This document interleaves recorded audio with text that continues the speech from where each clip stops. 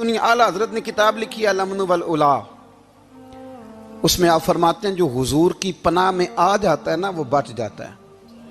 اللہ کرے آپ کو سمجھ آئے میری بات کی۔ جو حضور کی پناہ میں آ جاتا ہے وہ جو دنیا دار رہتا ہے، مالدار رہتا ہے، حضور کی پناہ میں نہیں آتا وہ بے سکون رہتا ہے۔ فرماتے ہیں یہاں دنیا میں بھی حضور کی پناہ میں آ جاؤ، آج لے ان کی پناہ۔ اور آج دلیل آپ نے ابن ماجہ کی حدیث لکھی ہے، حضرت تمیم داری حدیث کے راوی ہیں، اعلیٰ حضرت نے لکھی ہے، فرماتے ہیں جو حضور کی پناہ میں آیا بچ گیا۔ دلیل دیتے ہیں، فرمایا انسان جانور بھی آتے تھے تو بچ جاتے تھے۔ حضرت تمیم داری رضی اللہ تعالیٰ عنہ فرماتے ہیں کہ ہم کھڑے تھے، ایک اونٹ دوڑتا ہوا آیا، نبی کریم صلی اللہ علیہ وسلم کے پہلے اس نے قدموں پہ سجدے کیے۔ صحابہ کہنے لگے حضور ہمیں بھی اجازت دیں، فرمایا وہ تو بے زبان ہے، اسے تو پتہ کوئی نہیں، پیش نظر ہے وہ نو بہار، سجدے کو دل ہے بے قرار، روکیے سر کو روکیے یہی تو امتحان ہے۔ فرمایا اسے کیا پتا، تم تو مکلف ہو شریعت کے، تمہیں اجازت نہیں ہے۔ اور اعلیٰ حضرت نے 2 ٹوک لکھا ہے، فرمایا سوائے خدا کے کسی کو تعظیمی سجدہ بھی حرام ہے۔ یہ نوٹ کر لیں میری بات۔ اور اعلیٰ حضرت نے فتاوی رضویہ میں لکھا ہے کسی قبر پہ جاؤ تو 4 ہاتھ دور کھڑے رہو۔ اللہ کرے آپ کو سمجھ آئے، کتنے ہاتھ؟ 4 ہاتھ دور کھڑے رہو، سورۃ فاتحہ پڑھو، درود شریف پڑھو، جس قبر پہ گئے ہو ان کی روح کو اصال ثواب کرو، ان کے وسیلے سے دعا مانگو۔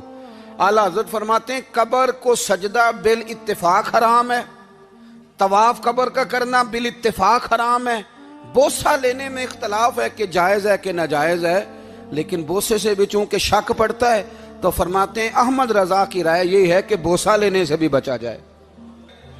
وہ آ گیا تو اس سے اگلی باتیں کرتا ہے، بس خاموش رہ، باادب رہ اور پیچھے رہ۔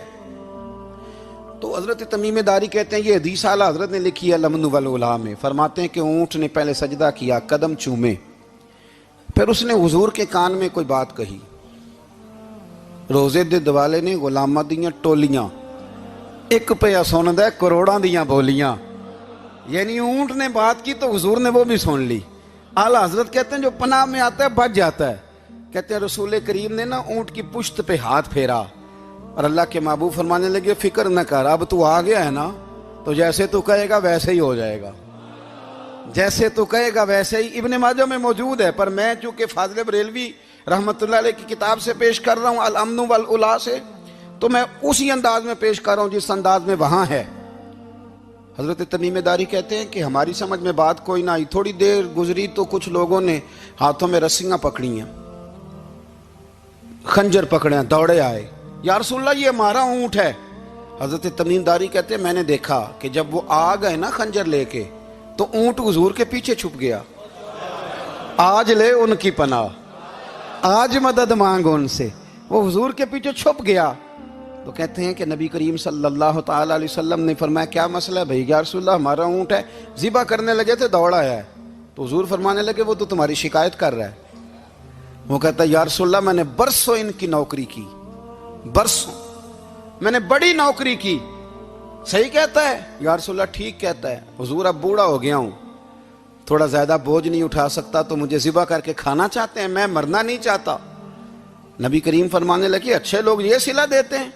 انہوں نے عرض کی حضور آپ حکم کر دیں، ہم اس کو چھوڑ دیتے ہیں یا رسول اللہ، نہیں ذبح کریں گے، خدمت کریں گے۔ حضور فرمانے لگے نہیں، اب میرے پاس آیا ہے نا، اب میں نے واپس نہیں کرنا، آج ہو گیا ہے، آج لے ان کی پناہ، آج مدد مانگ ان سے، آج ہو گیا یا رسول اللہ پھر رکھ لیں۔ حضور نے فرمایا نہیں بھائی پیسے بتاؤ کتنے ہیں؟ یا رسول اللہ نہیں کچھ نہیں۔ نبی کریم علیہ السلام نے فرمایا نہیں بتاؤ کتنے، بتاؤ کتنے۔ انہوں نے کہا حضور ایک دفعہ ریٹ لگایا تھا تو 100 دینار لگا تھا، حضور نے فرمایا بلال دے دو 100 دینار، 100 دینار دے دیا۔ اعلیٰ حضرت فرماتے ہیں دیکھو ان کی پناہ میں آنے کی برکتیں کتنی ہیں۔ ان سے کہا تم جاؤ، وہ چلے گئے، حضور نے پشت پہ ہاتھ پھیرا، فرمایا جا تو آزاد ہے۔ حضرت تمیم داری کہتے ہیں وہ پہلے گیا پھر پلٹ کے آیا، اس نے نبی پاک کے کان میں کو بات کی، کئی باتیں کی، پر میں ایک بات کرتا ہوں، کئی باتیں کی، ایک بات کی تو حضور رو پڑے، اونٹ چلا گیا، ہم نے عرض کی حضور یہ کیا کہہ گیا ہے؟ تو محبوب فرمانے لگے یہ کہہ گیا یا رسول اللہ جس طرح آپ نے مجھے چھری سے بچایا ہے، میں دعا کرتا ہوں اللہ آپ کی امت کو جہنم سے محفوظ فرمائے، اللہ جہنم سے بچائے آپ کی امت کو، اس طرح مجھے چھری سے آپ نے محفوظ کیا۔ اعلیٰ حضرت فرماتے ہیں کن چکروں میں پڑے ہوئے ہو، کن چکروں میں؟ پیسوں کی پناہ لیتے ہو، عہدوں کے پیچھے چھپتے ہو، دولت کے پیچھے چھپتے ہو، تعلقات کے پیچھے چھپتے ہو، فرمایا مصیبت آئے گی تو یہ سارے ہٹ جائیں گے۔ اگر پناہ لینی ہے تو مدینے والے محبوب کی پناہ لو، دروازہ رسول پہ آؤ، نبی کریم کی بارگاہ میں جھکو، حضور سے پیار کرو۔ اعلیٰ حضرت فرماتے ہیں محبوب کا ادب کرو، رسول اللہ کی غلامی کرو۔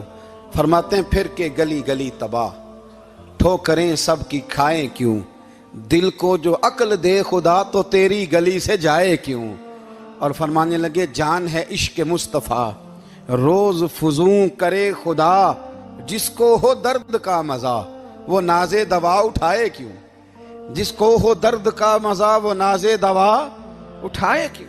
انہوں نے محبوب کریم کی محبت کا پیغام دیا، صحابہ کی محبت کا، بولیے صحابہ کی محبت کا پوری کتاب لکھی حضرت صدیق اکبر جناب عمر کے فضائل پر۔ اور مزے کی بات یہ ہے کہ اعلیٰ حضرت نے نا اردو شاعروں میں سے کسی کو توفیق نہیں ہوئی حضور کو شہنشاہ کہنے کی، اعلیٰ حضرت نے کہا میرے نبی شہنشاہ ہیں۔ دلیل کیا دی؟ فرمانے لگے پڑھو ترمذی، حضور نے فرمایا میرے دو وزیر زمینوں میں ہیں، دو آسمانوں میں۔ زمین کے دو وزیروں کے نام ابو بکر اور عمر ہیں، آسمان کے دو وزیر ہیں جبریل اور میکائیل۔ تو اعلیٰ حضرت کہنے لگے حضور وزیر تو کسی شہنشاہ کے ہی ہوتے ہیں، پھر کہہ لو نا شہنشاہ۔ تو پھر فرمانے لگے حاجیو آؤ شہنشاہ کا روضہ دیکھو، حاجیو آؤ شہنشاہ کا روضہ دیکھو، کعبہ تو دیکھ چکے اب کعبے کا بھی کعبہ دیکھو، کعبہ تو دیکھ چکے اب کعبے کا بھی، غور سے سن تو رضا کعبے سے بھی آتی ہے صدا، میری آنکھوں سے میرے پیارے کا روضہ دیکھو۔ اعلیٰ حضرت نے ساری زندگی اور صحابہ کرام کی بات کی، اہل بیت کی بات کی، اولیاء کی بات کی، صوفیاء کی بات کی، دفاع کیا سب کا، سب کے شانوں میں لکھا، امت کو بتلایا کہ اپنے بزرگوں سے جڑے رہو گے تو بچے رہو گے۔ اعلیٰ حضرت نے طنز کرنے سے، تنقید کرنے سے، بلا وجہ غلطیاں نکالنے سے اور ایک دوسرے پر لان تان کرنے سے ہمیں بچنے کو کہا۔ اعلیٰ حضرت فرماتے ہیں کوئی علم اگر آ جائے نا تو اس کا معنی یہ نہیں کہ سب کو جاہل سمجھ لینا چاہیے۔ سمجھ آ رہی ہے میری بات کی؟ ہم جس شعبے میں بھی ہوتے ہیں نا سامنے والے کو ان پڑھ ہی سمجھتے ہیں۔ مولویوں کے بارے میں بعض لوگوں کا خیال ہے کہ یہ پتہ نہیں کون سی مخلوق ہے، ان کو کیا پتہ دنیا داری کا۔ میں صحیح کہہ رہا ہوں۔ اسی طرح جو میرے شعبے سے تعلق رکھنے والے لوگ ہیں وہ کہتے ہیں شاید سارے تاجر 2 نمبر طریقے سے ہی مال کماتے ہیں۔ یہ ہو نہیں سکتا، ایسا ہو نہیں سکتا۔ ہمیں نا دوسروں کی اہمیت کی خبر رکھنی چاہیے، ہمیں ایک دوسرے سے پیار، ہم طنز کرتے ہیں، تنقید کرتے ہیں۔ فاضل بریلوی منع کرتے تھے، آپ فرماتے ہیں یہ طریقہ درست، ہم جب غلطیاں نکالنے پہ جاتے ہیں تو معاذ اللہ اتنا اوپر بن جاتے ہیں کہ معاذ اللہ ثم معاذ اللہ اللہ رسول تک پہنچ جاتے ہیں۔ اعلیٰ حضرت کے زمانے میں ایک شخص نے کہہ دیا نبی پاک کا خیال آئے تو نماز ٹوٹ جاتی ہے۔ عقل ہے نا جی، جہاں مرضی لے جاؤ۔ وہ کہنے لگا جی میں نے خالص اللہ کے لیے پڑھنی ہے نا فلسفہ عجیب، نبی پاک کا خیال آئے تو نماز ہے۔ اعلیٰ حضرت فرمانے لگے تو بڑا ہی پاگل ہے، جب تو کہے گا السلام علیکہ ایھا النبی، خیال آئے گا کہ نہیں؟ فرمانے لگے تو بڑا ہی نادان ہے، جب تو کہے گا اللہم صلی علی محمد وعلی، خیال آیا کہ نہیں آیا؟ فرمانے لگے تو نبی پاک کی بات کرتا ہے، نماز میں تو ابا اماں کا بھی خیال آتا ہے، ربنا اغفر لی والی والدیہ۔ فرمانے لگے ربے کے خیال سے نہیں ٹوٹتی تو مدینے والے کے خیال سے کیسے ٹوٹ گئی؟ فرمانے لگے بڑا ہی بیوقوف ہے تو۔ اعلیٰ حضرت فرمانے لگے تو کہتا ہے حضور کا خیال آئے تو ٹوٹ جاتی ہے؟ فرمانے لگے جب تک حضور کا خیال آئے نہ نماز ہوتی ہی نہیں، جب تک حضور کا خیال نہ آئے نماز ہوتی ہی نہیں، سوال ہی نہیں پیدا ہوتا۔ لوگوں نے کہا جناب وہ کس طرح؟ تو اعلیٰ حضرت فرمانے لگے اللہ نے کہا قرآن میں واقعی الصلاۃ، نماز پڑھو، یہ نہیں بتایا کتنی پڑھنی ہے، اور یہ بھی نہیں بتایا فجر کی کتنی پڑھنی ہے، یہ بھی نہیں بتایا ظہر کی، یہ بھی نہیں بتایا قیام کیسے کرنا ہے، ہمیں یہ بھی نہیں بتایا رکوع کیسے کرنا ہے۔ ہمیں پتہ کیسے پتہ چلا؟ جب صحابہ نے کہا نا رب کہتا ہے نماز پڑھیں تو کیسے پڑھیں، تو حضور فرمانے لگے سلو کما رأیتمونی اصلی، نماز اس طرح پڑھو کرو جس طرح مجھے پڑھتے ہوئے دیکھتے ہو. تو کہا یہ تو کیسی عجیب بات کر رہا ہے کہ نبی کریم صلی اللہ علیہ وسلم کا خیال آئے. اور پھر بڑی مزیدار بات, ایک شخص نے اعلیٰ حضرت سے آ کے نا, اس زمانے میں نا ایک آریہ مذہب ہوتا تھا, اب اللہ کا شکر ہے وہ کوئی نہیں, اب ویسے جو بڑے نئے نئے مذہب نکل آئے ہیں, جو آدمی جتنا پڑھ جاتا ہے معاذ اللہ وہ ایک نئی بات ہی شروع کر دیتا ہے, اور جو انوکھی بات کرے اس کے پیچھے رش بھی زیادہ ہو جاتا ہے. سٹائل ذرا ہٹ کے ہو نا جی تو ذرا ماحول جلدی بن جاتا ہے. تو وہ آریہ مذہب تھا, تو وہ ایک آریہ آ گیا اعلیٰ حضرت کے پاس, آ کے کہنے لگا کہ فرض کی اہمیت زیادہ ہے کہ سنت کی؟ تو اعلیٰ حضرت فرمانے لگے بھئی اہمیت تو فرض کی زیادہ ہے. تو کہنے لگے آپ کا وضو تو پھر سنت سے شروع ہوتا ہے. وضو میں پہلا فرض ہے منہ دھونا, اور آپ سب سے پہلے ہاتھ دھوتے ہیں, یہ بھی سنت. ناک میں پانی ڈالنا یہ بھی, کلی کرنا یہ بھی. میری بات کی سمجھ آ رہی ہے؟ اس نے کہا یہ آپ عجیب لوگ ہیں, فرض اگر بڑا ہے تو پہلے فرض ہونا چاہیے تھا. سمجھ آ رہی ہے میری بات کی؟ لوگ دین پر بڑے بڑے مختلف اعتراضات کرتے ہیں نا, اس نے کہا جی پہلے ہونا چاہیے تھا فرض.